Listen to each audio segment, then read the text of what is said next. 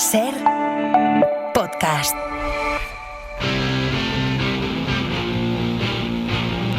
El domingo juegan, entre otros, el Atlético de Madrid. Pendientes de la salida de Raspadori, lo de Carlos Martín, que nos ha contado antes Palacio, también información de Talavera y de Pedro Fullana, que deja el Atlético de Madrid, cedido al Rayo Vallecano hasta final de temporada. No elige el Getafe, sí el Rayo Vallecano. Y también el domingo juega a 4:15 de la tarde el Real Madrid ante el Betis sin Mbappé. Enseguida con Javier Raez, a ver cuáles son los plazos de Kylian Mbappé, porque tal y como está el Real Madrid, el hecho de que no esté Mbappé es un problema serio de verdad. Ante Sevilla, Manolo Aguilar, hola. Hola Álvaro, ¿qué tal? Buenas noches. Está Miguel Ángel Chazarri. Hola Chazarri. Hola Feliz Álvaro, año. buenas noches. Lo avanzabas ayer, día de Año Nuevo, pero Manolo, yo creo que esto merece un poquito de puesta de una manera un poquito más calmada. Las intenciones que tiene Sergio Ramos y las posibilidades reales que tiene, tal y como está ahora mismo el conglomerado accionarial del Sevilla, la opción de los americanos, que parece que ya no tiene tanta fuerza.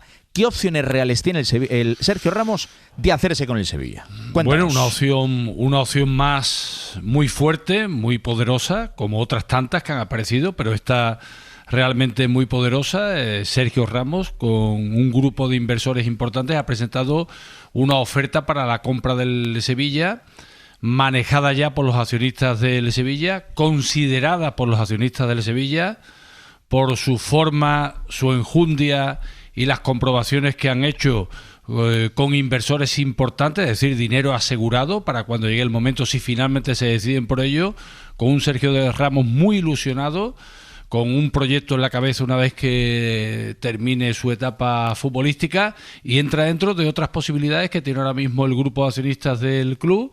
Desde el punto de vista de los accionistas del club, como digo, muy bien valorada, pero dicen que con otras ofertas similares, algunas han llegado antes por el tiempo simplemente, que también están siendo estudiadas, pero entra de lleno directamente como uno de los fuertes, de los importantes en la puja por la compra del Sevilla. ¿Lideraría Ramos entonces a este grupo de inversores? O sea, iría, aunque él, bueno, avale o lleve pasta, va con gente con mucho dinero, entiendo, para comprar el Sevilla. Exactamente, va con otro grupo de inversores con mucho dinero. Todavía él no quiere exponer su proyecto, simplemente por una razón evidente. Primero, tienen que aceptar la propuesta. Segundo, tienen que comenzar las negociaciones. Después viene una auditoría de las cuentas del club. Después viene un periodo de exclusividad para estudiarlo todo. Entonces, realmente él no puede ofrecer su proyecto si esto no va adelante. Pero tiene en la cabeza qué es lo que quiere, cómo lo quiere, quién quiere que lo acompañe, quiere darle un matiz claramente sevillista. Pero todo esto será una vez que dé el segundo paso. Sin dar el segundo, está en el primero, no va a acelerar los pasos Sergio Ramos. Si se queda en la puerta, se queda en la puerta, pero si no se queda, tiene muy claro qué es lo que quiere hacer. ¿Cuánto vale el Sevilla? ¿Sabéis? ¿Cuánto puede valer aproximadamente? ¿O en cuánto puede estar cifrado ahora mismo la venta del Sevilla? Porque llevamos hablando de esto ya desde hace tiempo. Es muy difícil. 300 millones, 200, 300, no sé. La oferta de la PI Fede Quintero, ¿sí? Estaba en 320 millones de euros. En el Sevilla dicen que consideraban que aquí hay que descontar la deuda, que no consideraba la deuda del Sevilla en unos 88 millones de euros y por tanto las acciones quedaban en un valor muy bajo. Ellos dicen que eso no es exactamente así. Y por otra parte apareció una oferta que se iba a 400 y pico millones de euros de un grupo americano, pero una vez que han hecho la auditoría no está claro si siguen pagando lo mismo o no. Es decir, una cosa es la oferta que hagan y otra cosa es si aceptan o no la deuda del Sevilla, porque lo que no acepten de deuda lo quieren rebajar de las acciones y por tanto las acciones valen menos dinero. Así que el valor del Sevilla va a estar en torno a unos 400 millones de euros aproximadamente, algo más si se necesita hacer ampliación de capital y demás. Tengo alguna pregunta más, pero Chazarri, tras estos 3 minutos de exposición de Manolo Aguilar, primero, si la noticia te chocó y cómo crees que va a ser recibida por parte de los sevillistas. La noticia sí choca, porque es verdad que muy de pasada se había hablado hace tiempo que bueno, que en el futuro a Sergio Ramos le gustaría formar parte de algo en el Sevilla, pero hombre, que entre con esta contundencia, que duda cabe que tiene un impacto brutal, ¿no? Es evidente, ¿no? Estamos hablando de hacerse con el control del club, ¿no? Y eso es una noticia de enorme calado, ¿no? Y además una figura tan potente como la de Ramos. ¿Cómo sería aceptada? Es que este tema de Sergio Ramos y el Sevilla es tiene mucho de historia de amor imposible, ¿no? Él lo intenta, pero no termina de entrar en el corazón de todos los sevillistas, ¿no? Yo sinceramente pensaba que la temporada que pasó aquí jugando iba a normalizar mucho las cosas, pero no creo que sirviera de mucho, ¿eh? Y no por su rendimiento, que me pareció adecuado, pero creo que aquella temporada fue muy tristona. Él llegó, vio la situación que era muy mala y se marchó. En fin, yo creo que aquello tampoco sirvió de mucho, ¿no? Pero sabemos que esto es fútbol. Si él llega mentalizado, si él llega concienciado, hace un buen equipo, una buena gestión y el equipo se pone a ganar partidos, al final esa fuerza es arrolladora, ¿no? Pero claro, hasta que llegue ese momento yo todavía quiero ver que esta oferta vaya para adelante, porque todavía quedan muchísimas cosas que ver en este proceso, ¿no? A 500 kilómetros de distancia, Chozarri, ¿qué se le sigue sin perdonar a Ramos en el Sevilla? ¿Que se fuera hace 20 años al Real Madrid con un clausulazo de por medio? Sí, pregunto, pues, no tanto. Yo creo que ya eso quedó más o menos superado, ¿no? Para mí hay un gesto, ¿no? Que fue el de señalarse en aquel famoso partido, señalarse el dorsal, ¿no? Cuando el gol norte le estaba diciendo de todo, ¿no? Esa foto yo creo que no se la perdona a mucha gente. No se la perdona a mucha gente. Tampoco hablo yo de un estado bélico contra Ramos, ¿eh? No es eso, ¿no? Porque, hombre, las guerras no pueden durar eternamente, ¿no? Pero creo que hay cierta, quizás de un sector del sevillismo más veterano, creo que hay una frialdad y un recelo hacia Sergio Ramos. Pero ahora llega la gran pregunta: ¿y quién le gusta al sevillismo? El sevillismo lo quiere del Nido Padre, porque ya lo tiene bastante calado con todas las cosas que ha hecho en su lucha por el poder. Por supuesto, los que están ahora ni cotizan, del Nido Carrasco, Pepe Castro. La única figura de consenso sería Monchi, ¿no? Y tampoco, porque hay gente que también le afea a Monchi las 2 últimas temporadas, ¿no? Entonces, claro, es una afición que está sobre todo desencantada, es una afición que ahora mismo no cree en nadie y con lo que espera son hechos y hechos de calidad, ¿no? ¿Los pondrá Ramos? Pues no lo sé, ¿no? Vamos a ver qué es lo que depara esto, ¿no? Manolo Aguilar es un periodista de larga trayectoria y sabe muchas cosas, algunas las puedo contar y otras no tantas, así que yo tengo bastantes preguntas y tú cuenta, Manolo, lo que puedas contar y lo que no. Todo, pues todo. No. Si tú me preguntas, yo lo cuento. Pueda o no. Si yo te doy la mano, tú me coges el brazo, claro, algo así, hombre. Tu pregunta. Monchi estaría en este grupo que acompañaría, no sé si invirtiendo o después en el equipo de Sergio Ramos si llegas al Sevilla. Vamos a ver, ahora mismo Monchi está en todos los grupos. Monchi primero iba con Fede Quintero y la Pi, que son hermanos en el caso de Fede Quintero. Después ha dicho que si la oferta no llega, pues entonces no se sabe. Monchi yo creo que está esperando a ver quién lo llama realmente. Él dice que no, que está en San Fernando, pero yo tengo otra opinión diferente. Entonces, a día de hoy, Monchi está pensando que puede entrar con el que llegue al Sevilla. Sergio Ramos, Fede Quintero Lapí, como él dijo, John Stockton, así bautizó al fondo americano.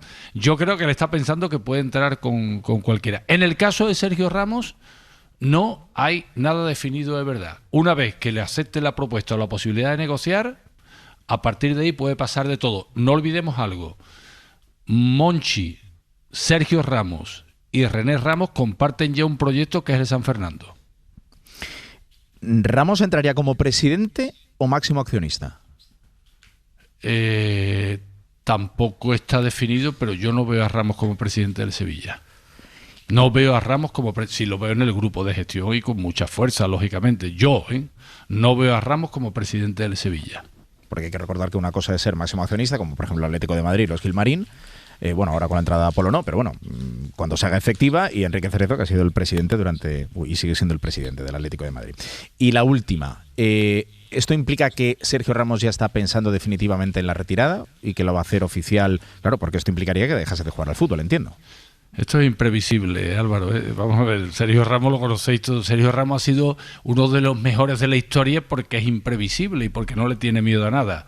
Yo no me atrevo a decir que Sergio Ramos se vaya a retirar por esta cuestión. Y si no le aceptan la oferta, ¿Ramos se retira o no se retira?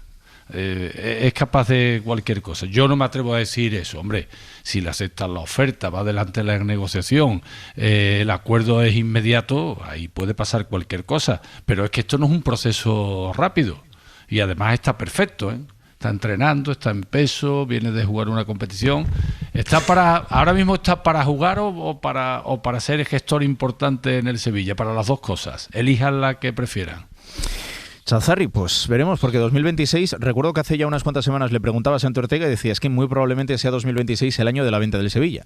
Parecía primero más orientado a los americanos, después la opción de Fede Quintero y ahora la opción también de Sergio Ramos. Así que año importantísimo en el Sevilla. Sí, lo que pasa es que estaba el tema de los americanos bastante lanzado y claro, todo avanzaba adecuadamente para que estos americanos se hicieran con el control, pero si todo se para ahora, se vuelve un poco la casilla de salida, ¿no? Ahora tiene que entrar el otro comprador, en el club dicen, o más que dice, filtran que hay cola, ¿no? Bueno, yo esa cola la quiero ver, ¿no? Vamos a ver, ¿no? Vamos a ver cuántos inversores de verdad y con dinero de verdad poniéndolo y llegando por derecho hay, ¿no? Pero bueno, hombre, está claro que se tiene que abrir un proceso económico, que el futuro comprador vea cómo está el club, que acepte las condiciones y que adecue su oferta al estado económico de la entidad, ¿no? O sea que nos vamos a encontrar, claro, en un año muy importante, sin descartar, yo tal y como veo la cosa, sin descartar que no pase nada, ¿eh?, en esta temporada y que le sigan dando la pata para adelante y que aquí se muevan pocas cosas, ¿eh? Conozco a Javi Herráez y seguro que este tramito de radio le ha interesado mucho. Hola Javi, buenas noches. Hola, ¿qué tal? Muy buenas. Sí, me ha interesado mucho y aparte hoy he estado con Manuel Aguilar hablando en el local de Sevilla. Me ha preguntado por Mbappé y el Betis y yo le he hablado, ¿sí o no? Con Ronquillo le he hablado de y Sergio por Sergio Ramos, Ramos también, y por Sergio Ramos. Claro, además Sergio Ramos, un gol que marcó en Lisboa, pudo mantener la historia del Real Madrid. O sea, que el gol supuso mucho. Y hablar de Sergio Ramos es hablar de muchas cosas. Y ha dicho antes Manuel una cosa que es verdad que es imprevisible. Yo creo que ni Sergio Ramos sabe lo que va a pasar o lo que va a hacer mañana. Eso es lo que le hace quizá más grande y también le ha empequeñecido cuando se marchó para mí del Real Madrid. Se equivocó ahí para mí en los tiempos, pero luego, chico, ahí sigue jugando, le ves entrenar, le ves jugar y ese hambre que tiene siempre para todo, para sevillismo puro, porque yo he hablado muchas veces con él del Sevilla cuando jugaban en el Madrid y él, pues viajábamos con ellos y lo que tiene por el Sevilla Sergio Ramos es amor. O sea, eso es lo que puedo decir porque me lo ha contado y yo lo he palpado. Esa es la realidad. Lo iremos contando en la cadena SER. Muy interesante lo que pueda suceder acerca de esa venta del Sevilla en este año 2026 y la opción de Sergio Ramos. Un abrazo grande, Chazarri. Hasta mañana. Adiós, Manolito. Adiós. Un abrazo, compañero. Hasta luego. Ahora. ¿Y en el Madrid qué? Mañana habla Xabi Alonso, ¿no? Primera del año y Mbappé, que no va a estar el domingo, evidentemente. Sí, bueno, pues porque jugó todo el partido en Talavera, tuviese unos molestias en la rodilla, pues es obvio que no debía de haberlo hecho por el récord, está muy bien, y quien le dice que no juegue todo el partido, pues es complicado, pero pues no debió de hacerlo, eso es una evidencia y todos coincidimos en lo mismo. Mi Ana y un servidor, pues te contábamos el otro día que le veíamos que se estaba dosificando el entrenamiento a puerta abierta y esa rodilla pues todavía no estaba al 100%. Bueno, pues ahora ese esguince que le va a mantener pues un par de semanas alejado del terreno de juego. Yo creo que va a viajar, vamos a ver si viaja o no a la Supercopa de España. Si no está bien, ¿para qué viajar? Esa es mi opinión, pero aquí los que mandan son los médicos Mbappé y Xabi Alonso. Mañana le preguntaremos sobre esto al técnico Tolosarra, que tiene ante sí un partido frente al Betis complicado siempre. El Betis juega muy bien al fútbol. Pellegrini sabe perfectamente lo que es el Bernabéu, aunque, bueno, yo creo que el Madrid también ha espabilado. Ya no está Brahim, bueno, sí está Brahim, pero está en la Copa África. Ya no está Endrick, que se ha ido cedido al Lyon, así que con la baja de Mbappé creemos que jugará Gonzalo, también le preguntaremos por eso, a ver quién juega de lateral derecho.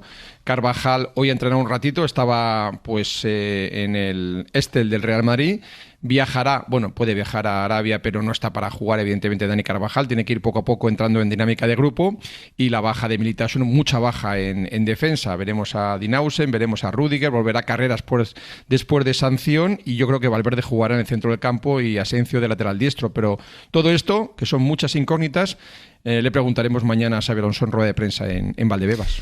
Pues esto último que acaba de decir Javier Rez no puedo tener más razón. Muchas incógnitas, muchas más incógnitas que certezas en el arranque de 2026 para el Real Madrid. Primer partido, domingo 4:15, frente al Betis antes de viajar a Arabia Saudí.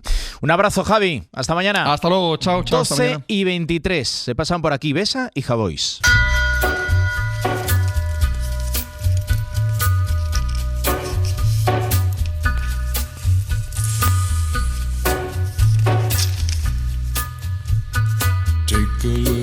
Tiempo para Besa Javois, un año más, año 2026. Aquí están tanto Manuel Javois, hola Manuel, buenas noches. ¿Cómo estáis? Buenas noches. Como Ramón Besa, hola Ramón, buenas noches. Hola, buenas noches, ¿qué tal? Ramón, ¿dónde? ¿Barcelona?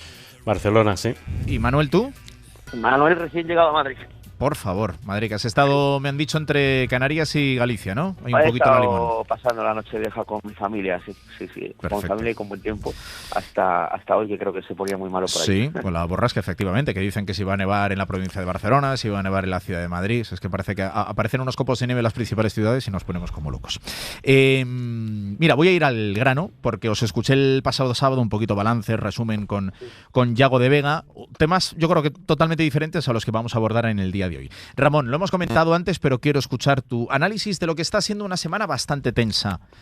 Al menos por lo que se ve a 600 kilómetros de distancia. El otro día hablamos con Xavi Andreu, con el director de Relaciones Institucionales del Español, llamando a la calma. Hay que recordar que, aunque la inmensa mayoría de aficionados del Español, como del resto de aficionados al fútbol en España, se comportan bien, el Español en estos últimos años ha tenido algún problema, como por ejemplo en aquella liga que consiguió el Barça de Xavi Hernández con la invasión de unos, no sé si fueron 50, 60 indocumentados. Se van a colocar redes para evitar que haya problemas con Joan García. Se ha pedido que la gente vaya mucho antes. Hoy Manolo González también ha asomado un poquito ahí la patita diciendo que el Barça no puede dar lecciones de nada. Quiero escucharte a ti, me interesa mucho escucharte a ti, Ramón. Bueno, es mérito del Español en el sentido de dar contenido al Barça. Los derbis hasta ahora habían sido, si no un monólogo, sí un dominio del Barça, no solo en el campo, sino también, digamos, en la previa o en los escenarios anteriores a la contienda. Lo que ocurre ahora es que el Español está, diría, en un momento de plenitud, tanto social. Creo que los abonados llegan a ser 33.000, el récord estaba en 35.000, está en una situación económica saneada, una situación económica saneada porque el traspaso que ha habido de Mr. Cheng hacia Alan Pace ha sido muy bueno. Digamos que desde la parte del expresidente o de exdueño lo que consiguió fue sanear el club, y ahora con el nuevo dueño lo que van a intentar es dar un salto de calidad, no solo a nivel deportivo sino también económico. Y por lo que respecta a nivel deportivo, el Español lleva 5 victorias consecutivas y por lo tanto a 2 puntos de la Champions, y se plantea poder ganar el Barça, que sería culminar ese momento cumbre. A partir de aquí, ese protagonismo que ha adquirido el Español de reto, de derbi, le ha dado al partido un voltaje que últimamente no tenía. Luego podemos entrar, si quieres, en las declaraciones que han habido, porque ahora, desde que existen las redes sociales y que existe pues la inmediatez, cada 2 minutos o hay un tuit o hay una afirmación, o hay algo que se convierten en noticia, ¿no? Que lo hemos comentado también antes. Luego que si la desmienten. Efectivamente, que si Pere Milla dice lo que dice en un ambiente jocoso, que por cierto me recuerda mucho al ambiente jocoso con el que Lamine Yamal dijo lo que dijo en la previa del Clásico, porque es más o menos un ambiente bastante parecido. Después Lamine Yamal también sube una foto. No sé si merece la pena hablar de ello. Mira, más que eso, lo de Manolo González sí que me parece más noticioso, Ramón. Bueno, digamos porque Manolo no solo es el entrenador, sino que es la persona que yo creo que en la que se identifica el españolismo hoy día. Diría que incluso es el personaje en el que confluyen los diferentes estamentos del club.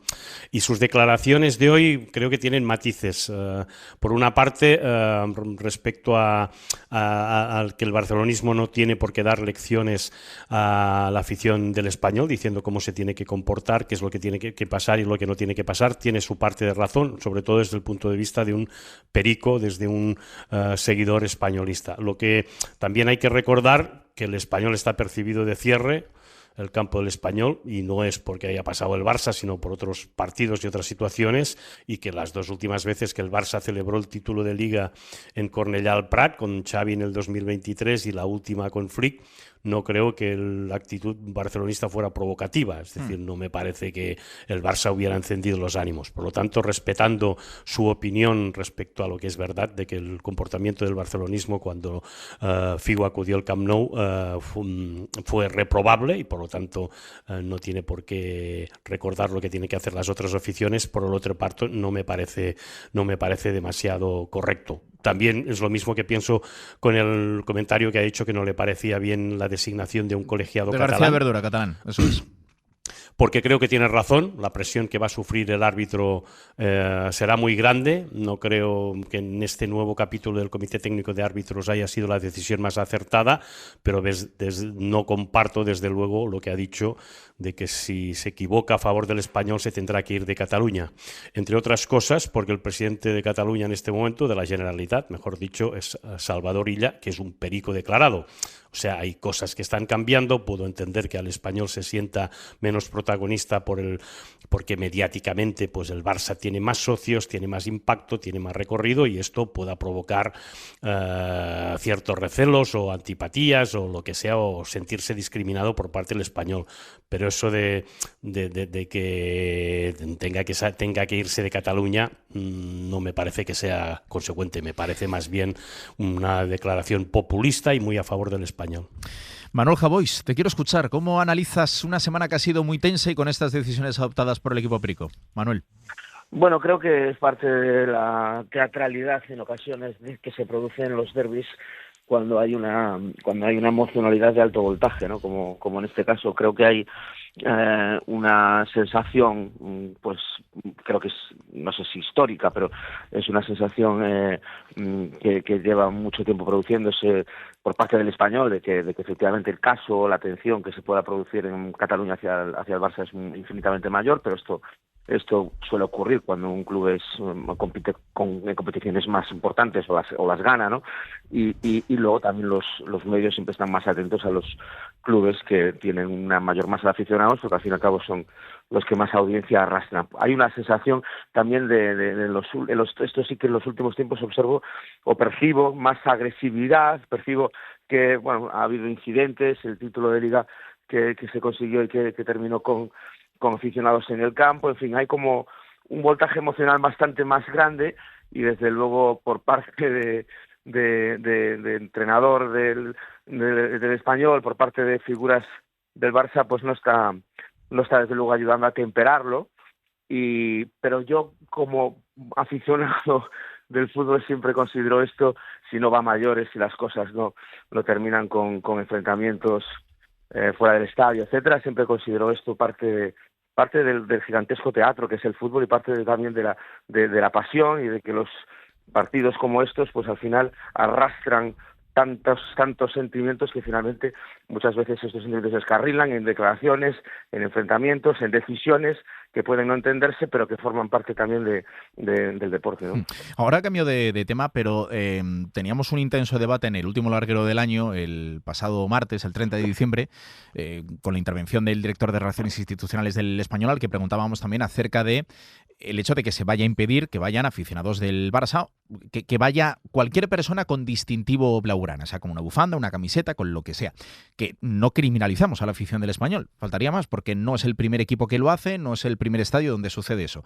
Pero yo me preguntaba, Ramón, Manuel, ¿cuándo llegaremos al momento en España? Porque en 2026 todavía no hemos llegado, y el Español-Barça de mañana no va a ser el primer partido, ni parece que va a ser el último, donde una persona no pueda ir, por ejemplo, con su hija o con su hijo con una camiseta del equipo rival. O sea, en algún momento, en muchas ocasiones, seguramente el fútbol sea un muestrario de lo que es la sociedad, y la sociedad todavía no está preparada para ella. Y a mí, Manuel y Ramón, me entristece bastante el hecho de que yo no pueda ir con mi hija a un estadio con una camiseta del equipo rival. Eso es una locura. No lo entiendo. Lleva una locura, o sea, no se entiende ni no lo entiendes tú, no lo entiende absolutamente nadie, que un estadio evidentemente tiene una mayoría amplísima de aficionados locales, tienen que entrar los aficionados visitantes, y tienen que hacerlo además animando a los suyos con los colores de sus equipos, con las camisetas de sus equipos, con las bufandas de sus equipos, con pancartas, con lo que quieran, que sea para animar a sus equipos. Me parece absurdo decirle a un niño, o ya a un adulto, pero decirle a un niño, sácatela ya que estamos acercándonos a este estadio. En este estadio no se puede entrar con una camiseta de fútbol, es un estadio de fútbol. Se puede entrar con una camiseta de fútbol, con una camiseta de baloncesto y con una camiseta de marca cara y de marca barata. Se puede entrar con cualquier cosa, con cualquier mensaje que no incite evidentemente al odio y que no sea delito. O sea, no sigo sin entender por qué esta prohibición sigue vigente y por qué se permite. Sí, es como que es una muestra de odio llevar una camiseta de un equipo de fútbol. Es que, no sé, y leía el otro día, Ramón, que desde el año 2009 no hay afición rival en los derbis catalanes, los derbis Español-Barça. Y es una muy mala noticia. Sí. Muy Lo que ocurre en el RCD Stadium es lo mismo que ocurre en el Camp Nou, y me parece una anomalía que hay que corregir. Una cosa es prevenir y otra cosa es prohibir, y me parece totalmente fuera de lugar. Más si recordamos lo que ocurre en otros derbis. Creo que no ocurre en Sevilla con el Betis Sevilla, no creo que ocurra con el Athletic Real Sociedad en el derbi vasco. En el que menos. Ese es un ejemplo. El derbi vasco es un ejemplo. Bueno, y la afición que ya fue señalada y culpabilizada por todo lo que causó, que fue la afición inglesa. Recordemos que la mayoría de partidos de la Premier, el equipo contrario está reforzado por su propia afición, a la que dedican los goles, a los que dedican la victoria en su caso. 4.000, 5.000 aficionados desplazados a cualquier estadio con su equipo, no solo en la Premier, sino en otras competiciones menores. Es cierto que en el caso del Barça español en su momento hubo un momento cumbre de tensión, que fue cuando existían los Bojos y las Brigadas, cuyo enfrentamiento fuera del estadio acabó en su momento con la muerte de un seguidor del Español, llamado Frédéric Rouquier, pero de aquel tiempo hasta ahora yo pensaba que habíamos madurado, evolucionado y que esto era mucho más fácil de regular. No lo sé, porque a veces los esfuerzos de los clubs y de la administración no se centran en buscar medidas o buscar soluciones a situaciones tan que desnaturalizan el juego y que hacen que una cosa sea la rivalidad y otra cosa es la enemistad. Seguramente también es una cuestión de educación. Y en este momento creo que el mundo del deporte y también el del fútbol hemos confundido lo que es el entretenimiento. Por una parte estamos a favor de la industria del entretenimiento y eso debería ser argumento suficiente como para dar cobijo a cualquier aficionado del equipo contrario, el entretener y pasarlo bien. Y otro es la excitación, la enemistad, el hecho de conquistar, términos que se parecen más a bélicos que no a lo que es de disfrutar del juego. Es que cuando decías lo de la Premier, creo que somos una liga un poco hostil en general para la afición visitante, porque cuando tú decías lo de que los equipos visitantes en la Premier se sienten arropados, es porque no solo son, me da a mí la impresión, más en número y más en tanto por ciento, sino que se suelen colocar en el fondo de una de las dos porterías, es decir, en uno de los dos fondos. Aquí, que por ejemplo mañana no va a haber afición visitante, pero habitualmente la hay, además creo que la gran mayoría de clubes, excepto 3 o 4, sí que tienen un acuerdo de entradas más baratas para afición visitante, que está genial, pero ¿dónde se suele colocar a la afición visitante en todos los estadios de Primera División? ¿Dónde? En el peor sitio. En el peor sitio. Sí, entonces sí, somos una liga hostil para la afición visitante. Si repasas la Champions, ocurre lo contrario precisamente, ¿no? Que todos los clubes están obligados a 5%. A un 5%. Entonces yo recuerdo los partidos contra el PSG, contra el Eintracht de Frankfurt, contra el Olympiacos, en que algunos en Montjuic, en que la presencia de la afición visitante se ha dejado notar más incluso que la propia. Por lo tanto, no entiendo por qué si en la Champions hay una medida, en algunas ligas existen otras medidas, aquí ¿por qué no se llega a un acuerdo de educar a la gente, de penalizar a los que transgredan la normativa y de premiar a los que tengan el coraje, que tengan la determinación y el sentido de pertenencia a un equipo, desplazándose, haciéndole, estando a su lado en los partidos precisamente más complicados, como puede ser un derbi? Y en este primer Sanedrín quería traer otro tema, que es un tema yo creo que un poco tabú en el mundo del deporte, en el mundo del fútbol. No sé si escuchasteis el otro día a Iñaki Williams, al futbolista del Athletic Club de Bilbao, hablar claramente de que es una mierda el ir a Arabia Saudí y además, en su caso particular, recordemos que el Athletic junto al Madrid, al Atlético de Madrid y al Fútbol Club Barcelona van a disputar de nuevo la Supercopa de España. Digo de nuevo en Arabia Saudí. De nuevo va a ser en Arabia Saudí, como viene sucediendo ya desde hace ya unos cuantos años. Y nos contó el otro día Antón Meana que se acuerda hasta 2029. Parece que se va a prorrogar en los próximos días, en las próximas semanas.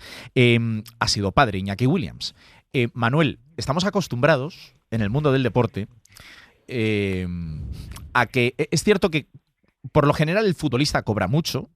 Eso entraría dentro de un debate que yo creo que ahora no vamos a entrar acerca de si cobra demasiado. Bueno, es la ley de la oferta y la demanda.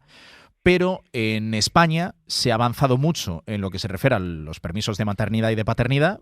Desde ayer, o sea, desde este año 2026 creo que se ha ampliado a 17 semanas. Las 6 primeras de ellas obligatorias. Y en cambio, Manuel, no estamos nada acostumbrados a que los futbolistas se cojan días.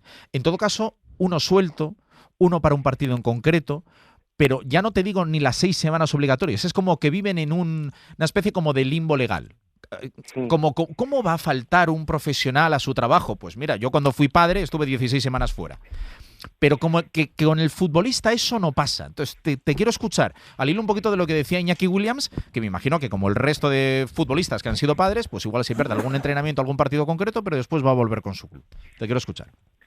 Yo creo que es una profesión. Me gustaría hacer un poco de abogado del diablo, no sé muy bien de qué diablo. Es una profesión extraordinaria que como tú mismo has dicho, bueno, hay un limbo legal, lo que hay es un limbo moral incluso en algunos aspectos, porque por ejemplo, si una gran figura del fútbol falta a su trabajo, es decir, no juega determinados partidos, no hablamos del parto, no hablamos de esos momentos, en ese caso yo soy bastante taxativo, pero si hablamos de ese permiso de paternidad, estamos hablando de por ejemplo, si Iñaki Williams se pierde 2 partidos de fútbol y el Athletic de Bilbao palma, finalmente son puntos relevantes para el término de la temporada y no se entró en Europa por esos puntos, no se ganó o se quedó eliminado en la competición por esa derrota, es decir, lo que hagas, los días que has faltado pueden tener consecuencias en el futuro. Si tú y yo faltamos al trabajo en nuestro permiso de paternidad, nuestras empresas van a seguir marchando igual de bien o igual de mal. No sé cómo están marchando las empresas periodísticas, pero por ejemplo, Manuel, sí, pero te interrumpo un momentito. Por cierto, consecuencias, Álvaro. Ya lo sé, pero yo he tenido compañeros y muy buenos periodistas que se han cogido la baja y lo hemos notado aquí los que no hemos podido contar con ellos. Sí. Que pasa en todos los trabajos, pero que en el fútbol es como está a la vista de todos, ¿cómo se va a perder 1, 2, 3 semanas? Que por cierto, lo de las 17 semanas es desde el pasado mes de julio, ¿eh? Perdona que te he interrumpido, Manuel. Sí, nada, no, venía un poco a decir eso. Yo entiendo la posición extraordinaria que tienen los futbolistas. Entiendo además el desequilibrio que suele haber, insisto, no quiero decir que ocurre totalmente en las parejas de las estrellas de fútbol, es decir, que como que no hay carga laboral pareja, no sé si me estoy explicando bien, es decir, hay una multitud de viajes, es decir, realmente es gente que deja de criar a sus hijos, porque si hablamos de un futbolista profesional, y a eso me refiero con la carga laboral, no está hablando de horas ni está hablando de trabajo, porque realmente cualquier otro trabajo es más pesado o más laborioso que el de futbolista que tiene que entrenar, pero sí me refiero a los viajes, me refiero a estar fuera de casa, me refiero a estar constantemente en un avión y durmiendo en hoteles y parándose en cualquier parte de España o de Europa si el equipo está fuera. Eso ya provoca un desequilibrio y un desnivel bastante grande a la hora de tener un papel relevante dentro de la crianza de un hijo, ¿no? Ramón. Bueno, en el fútbol pasan cosas hasta que dejan de pasar, ¿no? Empecemos por la ley Bosman, que fue lo que parecía inamovible y un sinsentido que un jugador extranjero que se moviera por Europa fuera considerado no comunitario y luego pasara a ser comunitario. Con eso quiero decir de que no sé hasta qué punto esto se puede, si va a haber algún día alguna denuncia o va a haber algún día algún pleito o algún contencioso para que esto se aclare. Lo que es verdad es que hasta ahora las cosas van pasando y no pasa nada, para seguir con lo que decía antes. ¿A qué me refiero? Me acuerdo precisamente cuando Dembélé fue padre, cuando era todavía jugador del Barça, que se le demandó públicamente cómo había jugado cuando el día anterior había sido precisamente padre, si no sentía que esto había faltado pues no solo a su pareja, sino había ido contra la ordenanza laboral y lo que había supuesto. Y él se mostró totalmente extrañado, dijo que lo normal era que él jugara fútbol. Me acuerdo de eso porque nadie tiró del hilo de una reflexión como la de Dembélé, que era totalmente extraño, no entendía a qué venían las preguntas y que estamos en el mismo punto.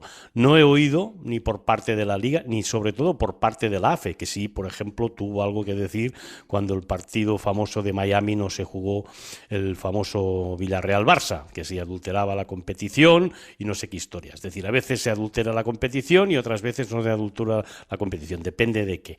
Y en casos como estos, yo sí que creo que tanto a nivel de AFE como a nivel de Liga, como a nivel de los clubes, evidentemente, a partir de la Liga, se debería consensuar una praxis que fuera para todo el mundo, que no tuviera equívocos, ¿no? O que en cualquier caso, si se respeta la libertad individual de cada futbolista, que pueda hacer lo que le venga en gana, pues que se la respete, pero que se sepa. Ahora esto queda mucho a iniciativa de un futbolista, y mucho me temo que si un futbolista dice que no va a jugar durante 6 semanas o 14 o las que le toquen porque ha sido padre, pues una parte de la afición le reprocharía que deje a su equipo tirado, al revés, ¿no? Quiero decir de que la libertad individual y las formas de ser de cada futbolista pesan mucho en función de su categoría y de su forma de ser, en un contexto en el que todo es está muy difuminado y nadie sabe a quién le van a pedir responsabilidades por si deja de hacer una cosa u otra.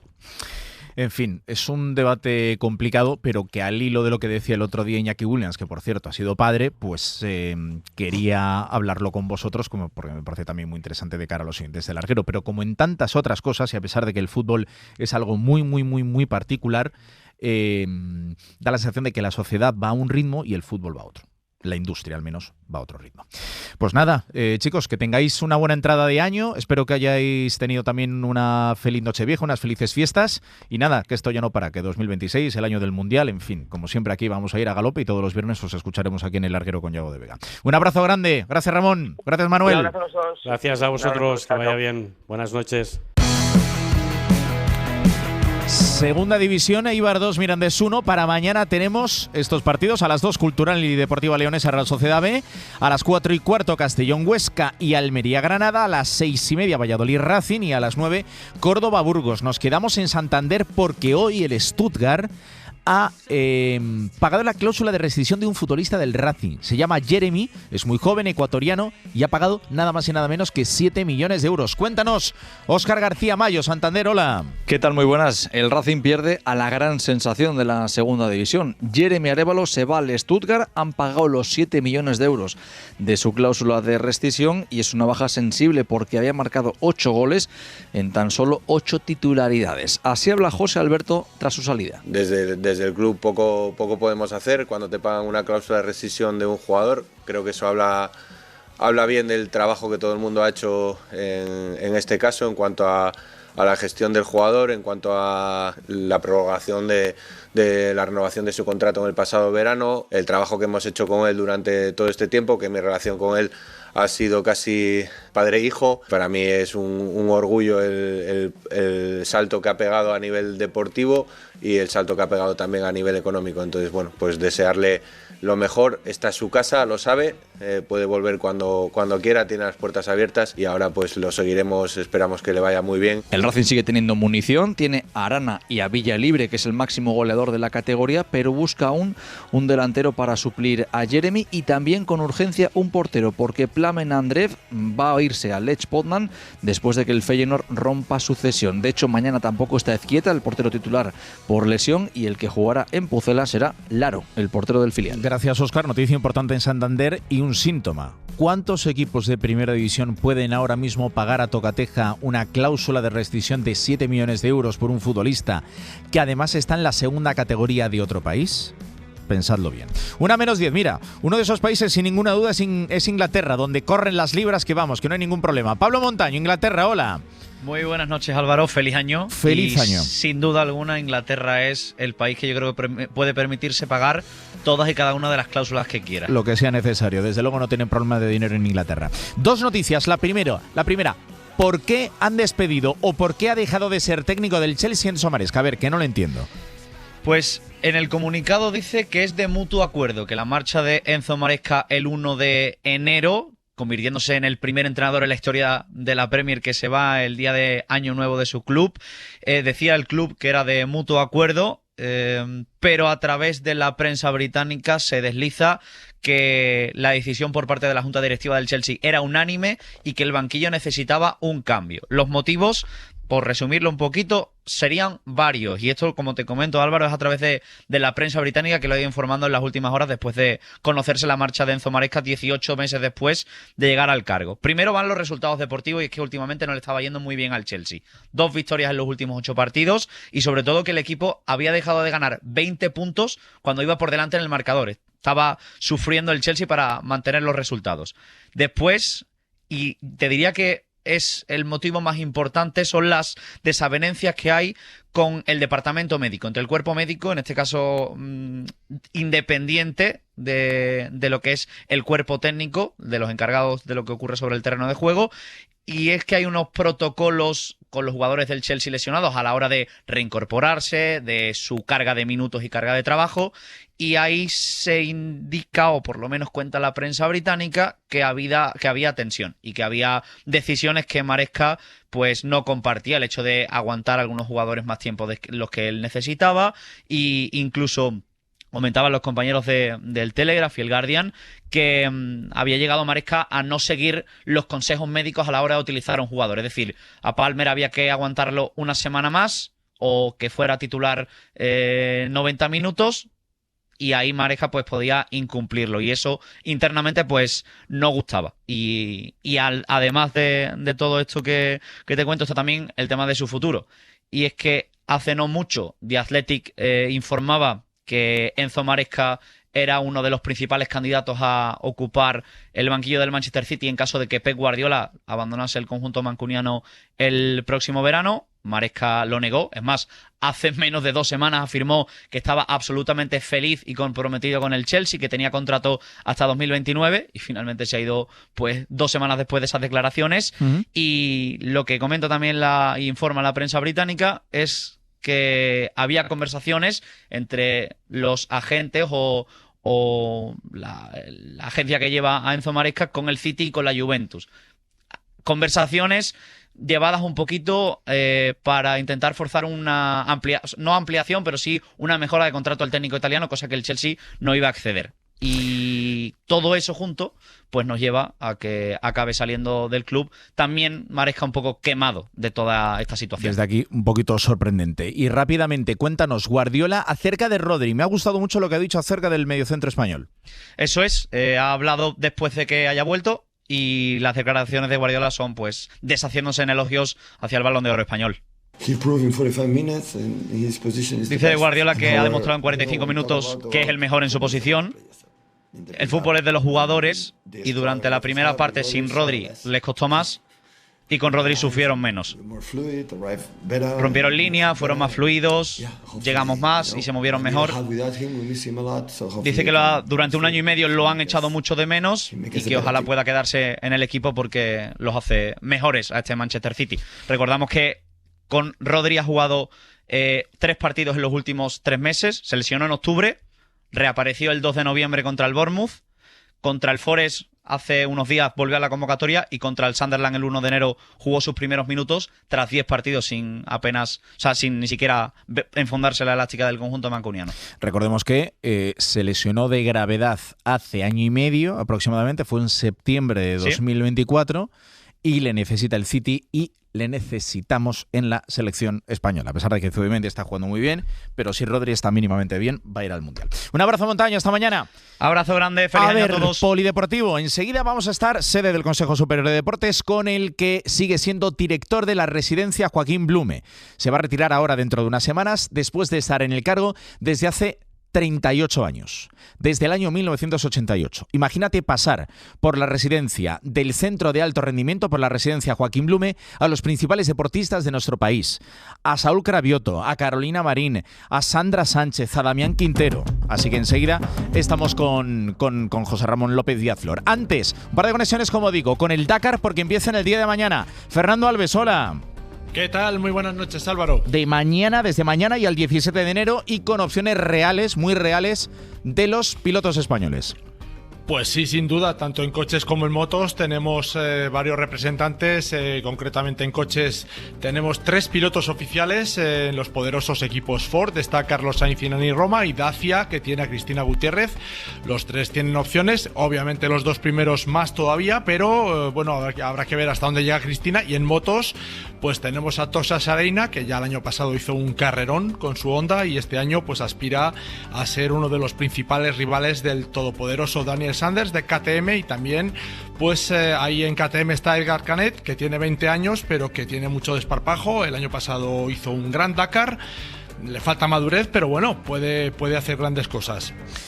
Por cierto, el Dakar, que sigue siendo la capital de Senegal, pero que, al contrario de lo que era en su momento, cuando pasó por América, pues se sigue celebrando en Arabia Saudí. ¿Cuántos años llevamos ya en Arabia Saudí con el Dakar? Bueno, pues este es el 5º año. Al final, Álvaro, es una cuestión de dinero, como todo el mundo se imagina. La marca Dakar es una marca poderosísima, pero bueno, solo conserva el nombre de sus orígenes africanos.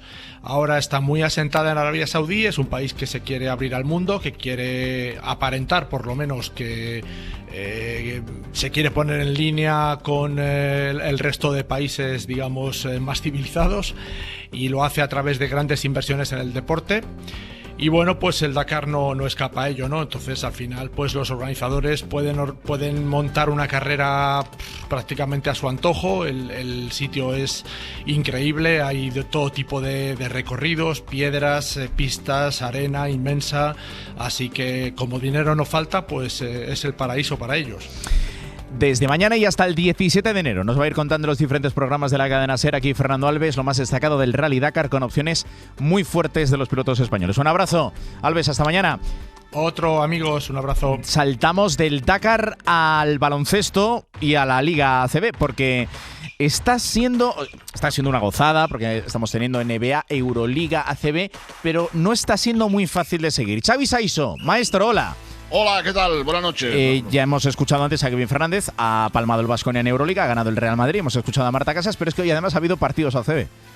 Sí, esto es un sinsentido, yo creo, ¿eh? O sea, es verdad que el aficionado del baloncesto pues ya no sabe si juega en Euroliga, Eurocup, Champions, Recopa o yo qué sé, ¿no? Mira, ha habido ACB 4 partidos porque ha acabado la 13ª jornada, por tanto 4 para el corte de la Copa. El Valencia ha ganado en Bilbao 72-116, ha metido 79 puntos en la segunda parte, que es una auténtica barbaridad. El Lleida ha ganado en Andorra 7-9-8-7. El Barça no ha tenido problemas para superar al Casa de Monzaragoza, 180. Y finalmente, en un partidazo, el Baxi Manresa ha perdido en casa con el Girona 95-97. Por tanto, bueno, pues hay que decir que ha sido una jornada pues realmente espectacular la que hemos vivido, en la que, bueno, pues ahora el Real Madrid sigue de líder, el Valencia está a 2 victorias pero con un partido menos, el Barça ya es cabeza de serie con cuarta posición, 9 victorias, pero insisto, yo creo que la noticia, Álvaro, es que la gente se pierde. Entre Euroliga, una cosa y otra, ya no sabe a lo que tiene que ver, vamos. Porque hoy, por ejemplo, hemos llegado en la Euroliga al Ecuador, jornada 19. Claro, es que se juegan 2 ligas a la vez. En fútbol hay muchos partidos, pero en Primera División hay 38 jornadas. En Champions no llegan a tantas, creo que son 17 o 18 en el caso del equipo que gane, o 19, en fin, ahora con la ampliación a 16avos. Pero es que baloncesto es una locura. Son 2 ligas, una de 34 jornadas, ¿no? Otra de 38, sí. Y hasta los playoffs, y la Final Four, y la serie de cuartos de final que sigue siendo a 5 partidos. Es una locura, Xavi, de verdad, es una locura. Sí, sí, porque además, Álvaro, pasa lo siguiente. Resulta que esta liga, la ACB, es la liga más competitiva de Europa. Entonces, claro, si tú quieres ser competitivo en la Euroliga y en la ACB, pues tienes un problema si no tienes una plantilla muy larga, ¿no? Entonces las lesiones y todo lo que va pasando, ¿no? Entonces, bueno, pues ahora viene otro mes de enero que va a ser terrible para los equipos que están en Euroliga, porque juegan cada 2-3 días y claro, pues se van lesionando jugadores, que es un pez que se muerde la cola, no hay más. Domingo 12:30 tenemos derbi derbi, tenemos clásico entre el Real Madrid y el Barcelona en el Palacio de los Deportes. Este es de Liga, hay que certificar, este es de Liga, porque además hay en Euroliga, evidentemente. Un abrazo, Xavi Saiso, feliz año. Igualmente, hasta luego, Álvaro. Pausa y, como digo, charla con el que ha sido director, y lo va a seguir siendo hasta dentro de unas semanas que se jubila, director de la residencia Joaquín Blume, donde han pasado los mejores deportistas de nuestro país. No te lo pierdas. Para no perderte ningún episodio, síguenos en la aplicación o la web de la SER, Podium Podcast o tu plataforma de audio favorita.